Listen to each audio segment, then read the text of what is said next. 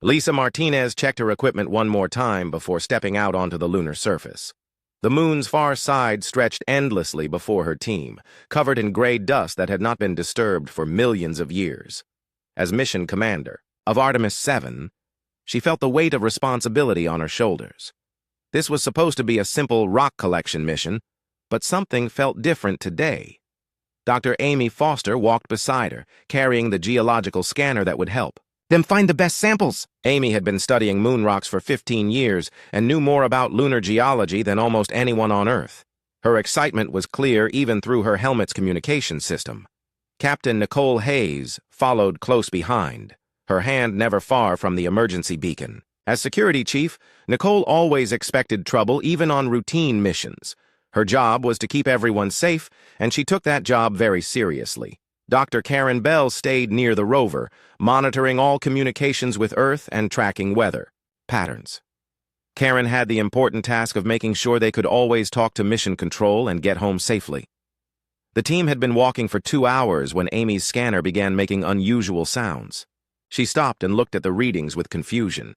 The numbers on her screen showed something that should not exist on the moon. "Lisa, you need to see this," Amy called over the radio. "I'm getting metallic readings that don't match anything we know about." Lisa walked over to look at Amy's scanner. The readings showed a large metallic object buried deep under the lunar surface. The metal composition was unlike anything found on Earth or in previous moon samples. Lisa felt her heart beat faster as she realized what this might mean. How deep? "Is it buried?" Lisa asked. Amy adjusted her scanner and took more readings. "About 50 feet down. The object appears to be very large, maybe the size of a building. The metal has properties I've never seen before." Nicole moved closer to the group. "Could it be some old spacecraft that crashed here?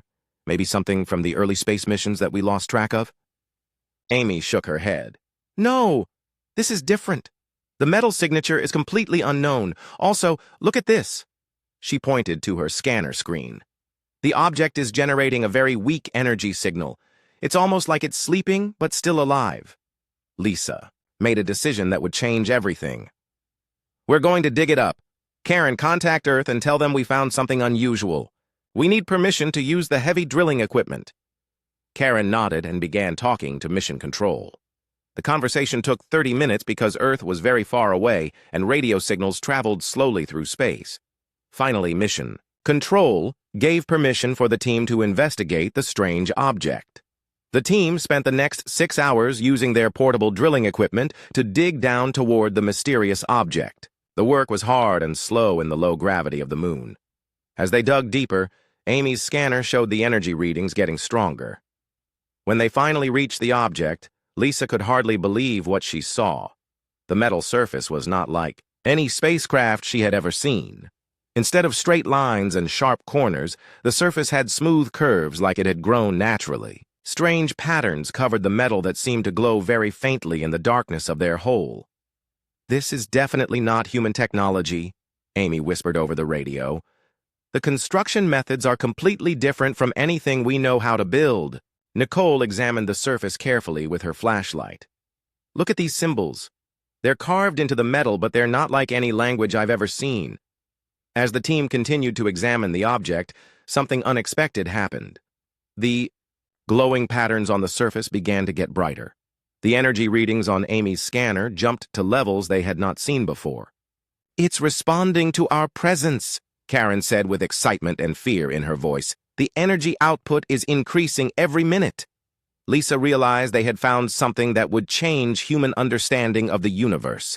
This was clearly technology from somewhere else, somewhere far beyond Earth. The question was whether the creators of this object were still alive. The team worked together to clear more of the surface. As they removed the lunar dust, they discovered what appeared to be an entrance. The doorway was sealed, but the strange symbols around it were glowing brighter than ever. "We need to get inside," Lisa decided. "But we need to be very careful. We don't know what we might find." Amy used her geological tools to examine the entrance. "The seal appears to be some kind of advanced metal that has kept the inside protected for a very long time. I think I can create a small opening without damaging whatever is inside." Nicole prepared her emergency equipment while Karen maintained constant contact with Earth. The mission had become much more dangerous and important than anyone had expected. After 2 hours of careful work, Amy managed to create a small hole in the IG entrance seal. Immediately, a soft blue light began to shine out from inside the object. The light was beautiful, but also mysterious and slightly frightening. Lisa looked through the hole with her flashlight and saw corridors that stretched into darkness. The walls inside glowed with the same blue light they had seen outside. Everything looked both ancient and incredibly advanced at the same time. "We're going inside," Lisa announced. "This might be the most important discovery in human history." Lisa Martinez led her team through the narrow opening into the alien vessel. The blue light inside was soft and warm, nothing like the harsh white lights they used in their own spacecraft. The corridors were wide enough for 3 people to walk, side by side, and the ceiling curved overhead in a way that felt natural and comfortable. Amy Foster walked behind Lisa, constantly checking her scanner for dangerous radiation or toxic gases. Surprisingly, the air inside the vessel was clean and safe to breathe. Her equipment showed that somehow the ship was still maintaining life support systems after thousands of years. "The technology here is incredible," Amy whispered as they walked deeper into the ship. "These life support systems are still working perfectly, and I can't even figure out how they generate power." Nicole Hayes kept her weapon ready as she followed the team. The hallways were silent except for the soft humming of unknown machinery. Strange symbols covered the walls, glowing faintly and seeming to pulse like a heartbeat. Dr. Karen Bell stayed close to the entrance, maintaining radio contact with Earth. The metal walls of the ship blocked most radio signals, but she managed to keep a weak connection to mission control. As they explored deeper into the vessel, the team discovered that the ship was much larger than they had thought. Room after room stretched in all directions, each one filled with technology that seemed both beautiful and mysterious. "Look at this," Amy called from a side corridor.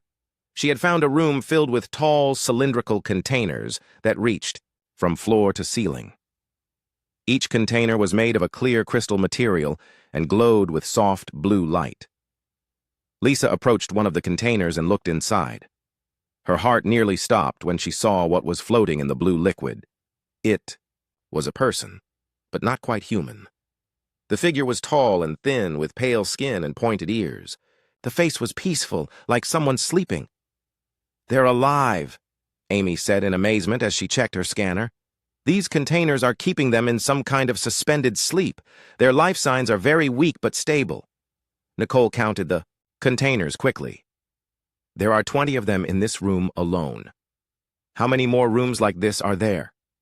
The team spent the next hour exploring the ship and found 3 more rooms filled with sleeping chambers. Most of the containers showed warning lights and appeared to have failed over the long years. Only 8 containers in the entire ship still showed green lights, indicating that the occupants were still alive. Lisa made another important decision. "We need to try to wake one of them up. We need to know who they are and why they're here." Amy studied the controls on one of the working containers. The symbols were completely unknown, but some of the patterns seemed to repeat in ways that suggested numbers or status indicators. "I think I can figure out how to safely wake someone up," Amy said.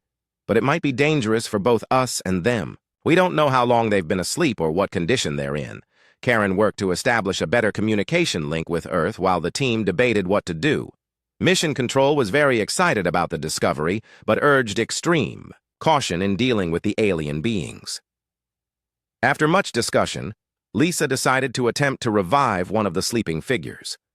Amy chose a container that showed the strongest life signs and began carefully studying the control systems. "I think this symbol means wake up, and this one means slow process," Amy explained as she worked. "I'm going to try to start a very gradual awakening process." Amy pressed a series of symbols on the container's control panel. Immediately, the blue liquid inside began to change color, and the sleeping figure started to move slightly. Lights around the container began flashing in new patterns. Over the next 2 hours, the liquid in the container slowly drained away, and the figure inside began to breathe on its own. Finally, the container opened with a soft hissing sound, and the alien being opened its eyes. The being was clearly female, with long silver hair and large blue eyes that seemed to hold great intelligence and sadness. She was wearing a form-fitting suit made of a material that looked like liquid metal. When she tried to sit up, she appeared very weak and confused. Lisa stepped forward slowly, holding her hands up to show she meant no harm. "Hello," she said, in the gentlest voice she could manage. "We are friends! We want to help you!" The alien woman looked at Lisa with confusion and fear.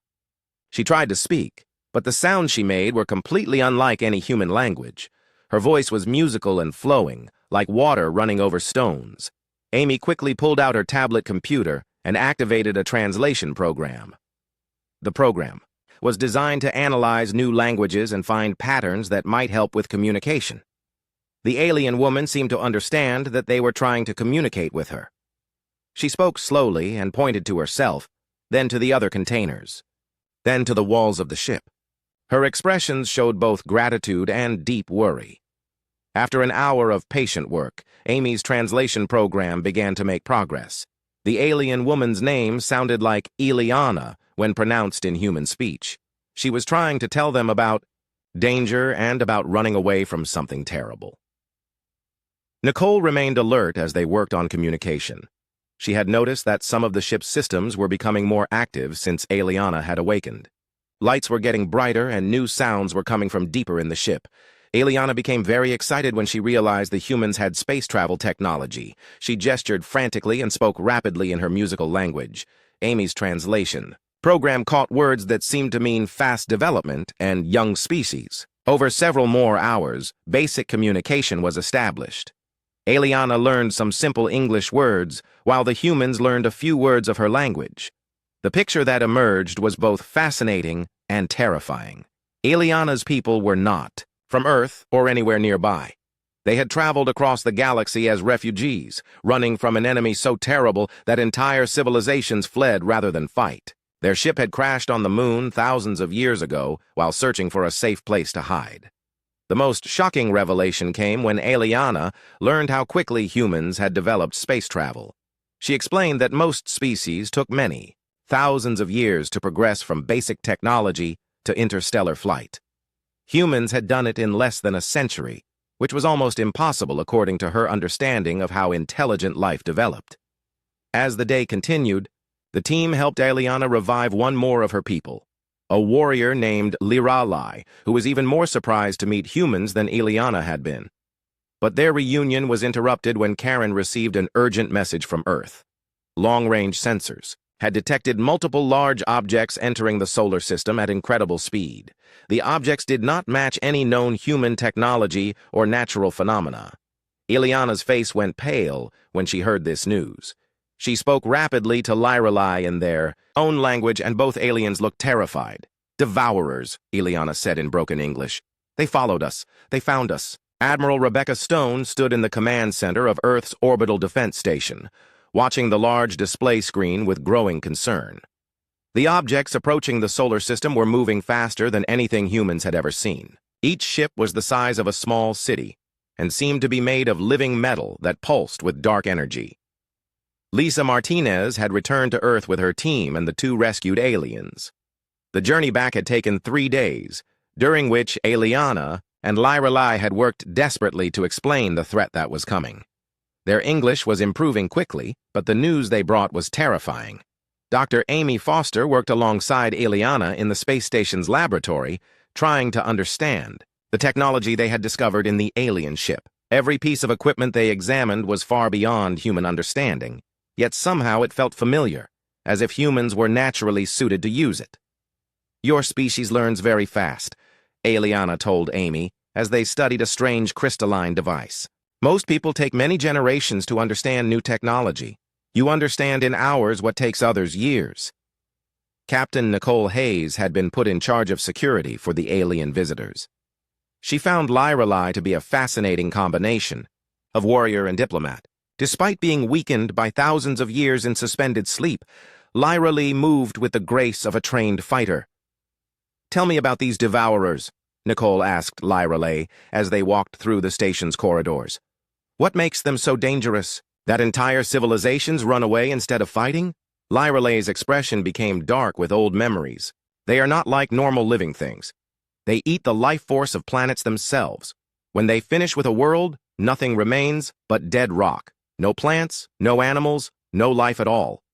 Major Linda Cross led the fighter squadron that would be Earth's first line of defense against the approaching threat. She had been studying the recordings that Eliana provided, trying to understand how the Devourer ships moved and fought. "They don't fight like we do," Linda explained to her pilots during their briefing. "According to our alien friends, most species just try to escape when the Devourers arrive. No one has ever successfully fought them and won." Dr. Karen Bell had established a constant communication link between Earth and the approaching alien fleet. The messages they intercepted were not in any recognizable language, but the computer analysis showed patterns that suggested intelligence and purpose. As the Devourer ships got closer to Earth, their true size became apparent. Each vessel was over 20 miles long and covered with organic-looking growths that seemed to move and change shape. The ships did not use engines like human spacecraft, but instead seemed to feed directly on the energy of stars. "They are worse than I remembered," Eliana said, as she studied the images from Earth's telescopes. "These ships are larger than the ones that destroyed my homeworld. They have grown stronger over the thousands of years since we fled." Lisa Martinez found herself in the unusual position of coordinating between human military forces and alien refugees. The situation was unlike anything in human history, and there were no rules or procedures for dealing with it. "We need to understand their weaknesses," Lisa told the assembled team of human and alien experts. "Every living thing has weaknesses. Even these Devourers must have something that can be used against them." Lyrale shook her head sadly. "We tried for many years to find weaknesses. Our greatest warriors and scientists worked together, but we could never find a way to truly hurt them. That is why we became refugees instead of fighters." Admiral Stone made a decision that surprised both humans and aliens. "We're not running away. This is our home, and we're going to defend it. I don't care how powerful these things are." This declaration shocked Eliana and Lyrale. In all their travels across the galaxy, they had never met a species that chose to fight the Devourers rather than flee. Most civilizations considered it madness to even think about resistance. "You don't understand," Eliana pleaded. "They have destroyed hundreds of worlds. Billions of people have died fighting them. Running away is the only way to survive." Major Cross laughed grimly. "Maybe that's why no one has beaten them yet. Maybe they've never fought someone crazy enough to actually try." Amy Foster made an important discovery while studying the alien technology. She found that human computer systems could interface directly with the alien devices in ways that surprised even Eliana. "This should not be possible," Eliana said as she watched Amy successfully operate a weapon control system from her ship. "It takes our people years of training to use these systems. You learned in minutes." The breakthrough came when Amy realized that the alien technology was designed to work with the user's natural instincts rather than against them. Human adaptability and quick learning made them naturally compatible with the advanced systems. "We can integrate their weapons with our ships," Amy explained to Admiral Stone. "The alien technology is more powerful than anything we have, but it needs human creativity to reach its full potential." As the first Devourer scout ships entered Earth's outer solar system, they encountered something that had never happened before in their long history of conquest. Instead of fleeing populations and abandoned planets, they found organized resistance and active defenses. Earth's defense platforms powered up with hybrid human-alien weapons that had been hastily installed over the past week. Fighter squadrons, launched from orbital stations, piloted by humans who had learned to use alien technology in record time. The first engagement lasted only minutes, but the results sent shockwaves through both fleets. 3 Devourer scout ships were destroyed by coordinated attacks that combined human tactics with alien technology. For the first time in galactic memory, the Devourers had taken casualties. "Impossible," Lyrale whispered as she watched the battle recordings. "No one has ever destroyed their ships before. They are supposed to be invincible." But the victory came at a cost. The destroyed scout ships had transmitted detailed information about human capabilities back to the main Devourer fleet. The enemy now knew that Earth's defenders were different from anything they had encountered before. Lisa Martinez realized that humanity had just declared war on a force that had conquered half the galaxy. There was no going back now, and no possibility of surrender or negotiation. "They're going to send everything they have at us," Lisa told Admiral Stone. "We just proved that we can hurt them, which means we're now their highest priority target." "Admiral," Stone nodded grimly. "Then we better make sure we're ready for the real fight. How long until their main fleet arrives?" Eliana checked the readings from her people's sensors. 2 days. The main fleet will be here in 2 days, and it will have enough ships to destroy entire star systems. The next 2 days would determine whether humanity would survive its first galactic war, or whether Earth would become just another dead world consumed by the Devourers. But for the first time in thousands of years, there was hope that someone might actually be able to fight back. The main Devourer fleet arrived exactly when Eliana had predicted, emerging from hyperspace like a dark cloud that blocked out the stars. Admiral Rebecca Stone watched from the command bridge as hundreds of massive bioships arranged themselves in attack formation around Earth's solar system.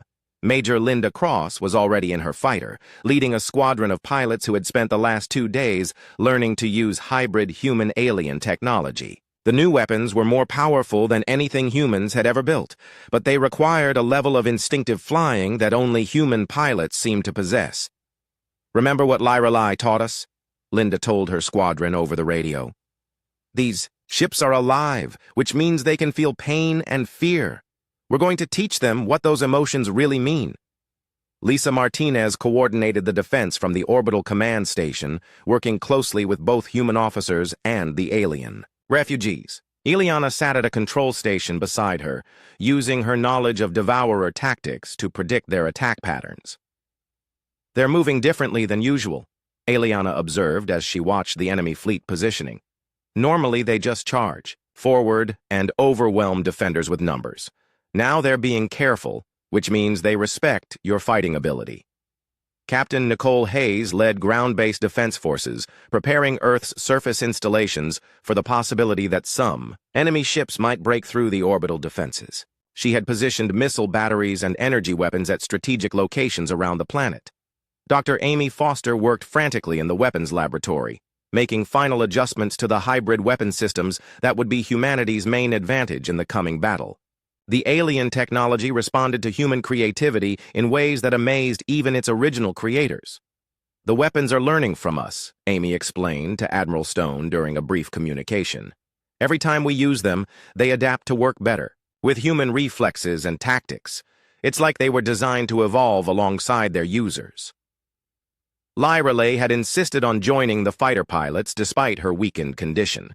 She flew alongside Linda Cross in a specially modified ship that combined human maneuverability with alien defensive systems. Her presence gave the human pilots confidence and tactical knowledge they desperately needed. The first wave of the attack began with a coordinated assault by 50 Devourer ships, each one larger than Earth's biggest space stations. They moved forward with the confidence of predators who had never met effective resistance. But the human defenders had prepared surprises that the Devourers could not anticipate. Instead of meeting the attack head-on, Earth's forces used hit-and-run tactics, striking from unexpected angles and disappearing before the enemy could respond. Linda Cross led her squadron in a daring attack on the lead Devourer ship, using the alien weapons to target what Lyrelai identified as critical systems. The combination of human unpredictability and alien firepower proved devastatingly effective. "Target the bioneural clusters," Lyrelai instructed over the radio. "Those are like their brains. If we can damage enough of them, the ship will lose coordination." The battle raged for 6 hours as wave after wave of Devourer ships attacked Earth's defenses. Human losses were heavy, but for every ship they lost, the defenders destroyed 2 or 3 enemy vessels. This exchange rate was unheard of in galactic warfare. Admiral Stone realized that humanity's greatest advantage was not their technology or their courage, but their refusal to follow expected patterns. Where other species fought defensively and tried to minimize losses, humans attacked aggressively and accepted casualties in order to inflict maximum damage. "They don't understand us," Stone told Lisa during a brief pause in the fighting. "They're used to enemies who fight to survive. We're fighting to win, and that makes all the difference." Amy Foster made a crucial discovery during the battle when she analyzed wreckage from destroyed Devourer ships. The biomechanical systems that powered their vessels had a critical vulnerability that could be exploited if they could get close enough to the enemy mothership. Their main ship is like a queen bee, Amy explained quickly. It provides energy and coordination to all the other ships. If we can disrupt its bio-neural core, the entire fleet will be weakened. Lisa Martinez realized that this information presented an opportunity, but it would require the most dangerous mission in human history. Someone would have to penetrate the defenses of the Devourer mothership and attack it from the inside. "I'll lead a boarding party," Lisa volunteered immediately. "We can use one of the captured alien ships to get close enough to dock." Lirelay supported the plan despite its obvious dangers. "In all the years my people fought the Devourers, we never thought to attack their command ship directly. We were always trying to defend rather than attack. The boarding mission launched during the height of the battle, when the Devourer forces were fully engaged with Earth's main defenses." Lisa led a team of 20 volunteers, including Nicole Hayes and Lyra Lay herself, aboard a captured alien vessel that had been hastily repaired. The approach to the mothership was terrifying beyond description. The vessel was over 50 miles, long and covered with organic weapons that could destroy entire planets. But its size also worked against it, as the massive ship was too slow to respond effectively to a small, fast target. "There!" Lyrali pointed to what appeared to be a docking bay. "That's where smaller ships enter the mothership. If we can get inside, I know the way to the central core." The landing was rough and immediately dangerous. Devourer bioconstructs attacked the boarding party the moment they entered the ship, forcing them to fight their way through corridors that seemed more like the inside of a living creature than a spacecraft. Nicole Hayes proved her worth as a warrior, using both human weapons and alien technology to clear a path through the enemy defenses. Her tactical skills and Lyrali's knowledge of ship layouts made a deadly combination. The interior of the mothership was a nightmare of organic and mechanical systems fused together in ways that hurt to look at. Walls pulsed like heartbeats, and the floor felt soft and alive under their feet. Strange sounds echoed through corridors that stretched for miles in all directions. "The core is protected by the ship's immune system," Lyralay warned as they fought deeper into the vessel. "The closer we get, the more dangerous the defenses will become."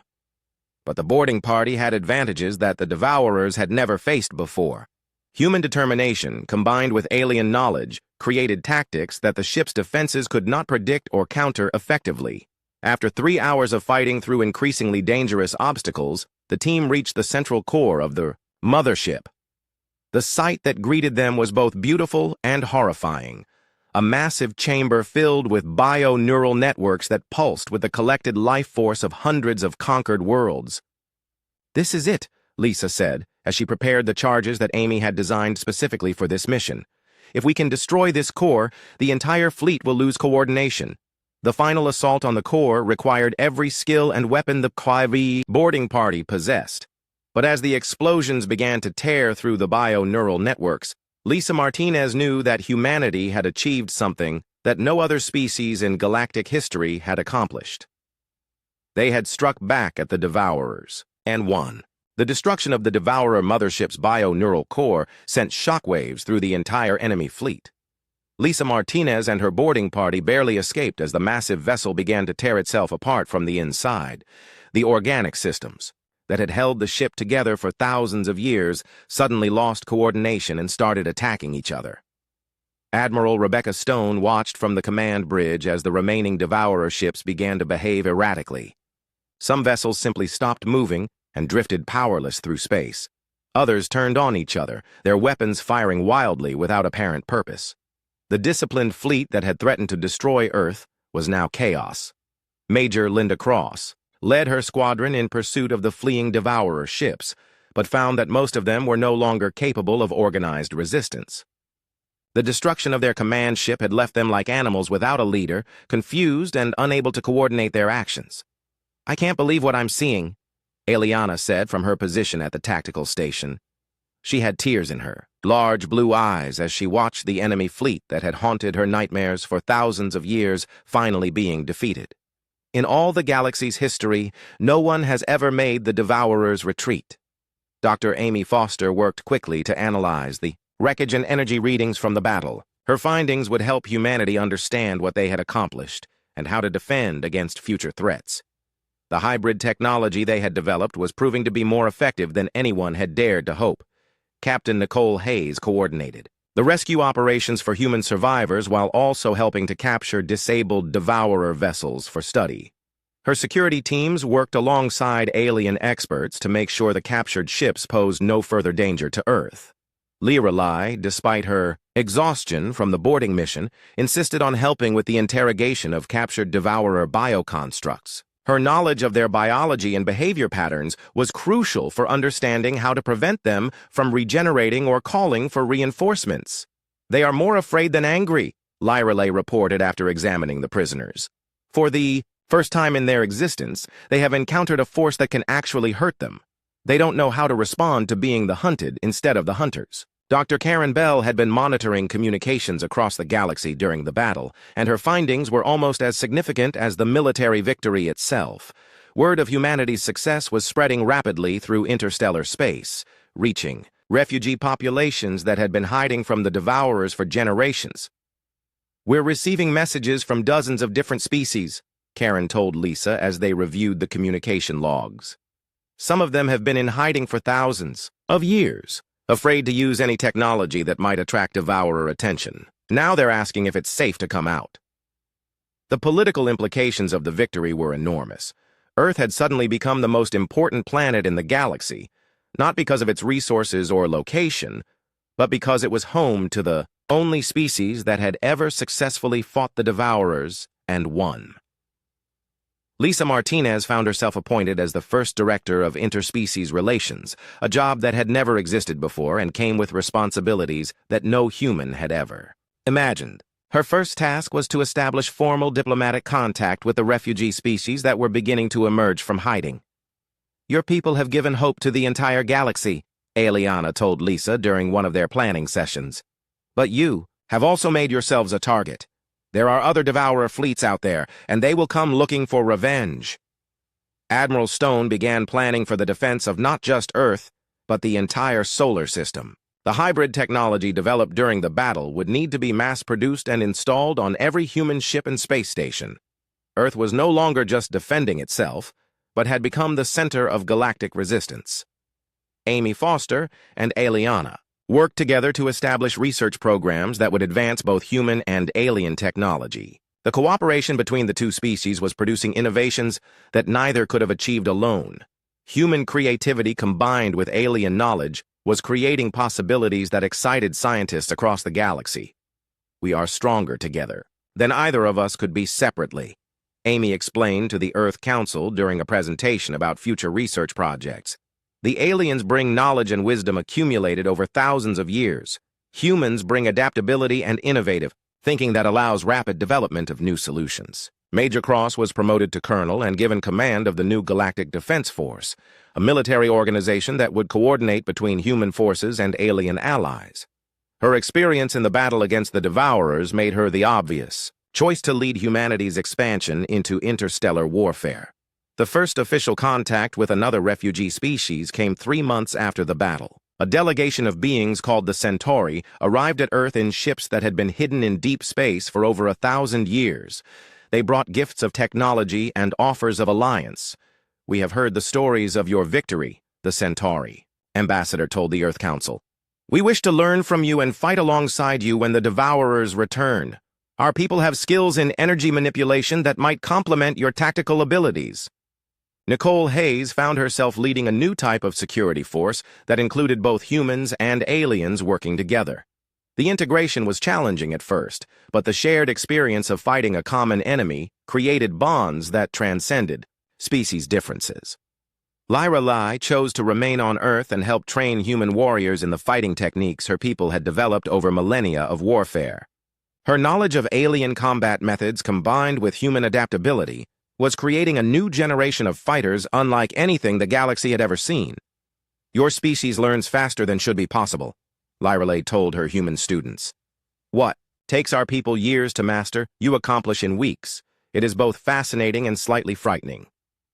The establishment of the Galactic Alliance was formalized 6 months after the battle, with Earth as the founding member and headquarters. Refugee species from across the galaxy began arriving to join the Alliance and contribute their knowledge to the common defense.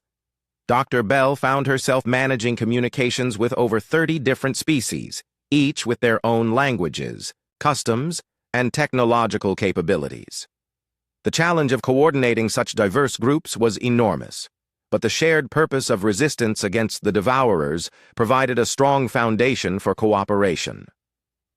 1 year after the battle, Lisa Martinez stood on the bridge of humanity's first interstellar vessel, a ship that combined the best technology from a dozen different species. Beside her, Lirelei served as her second-in-command, representing the alliance between humans and their alien partners. "Where shall we go first?" Lirelei asked, as they prepared for their maiden voyage to the stars. Lisa looked out at the vast expanse of space that now held both opportunity and danger for humanity.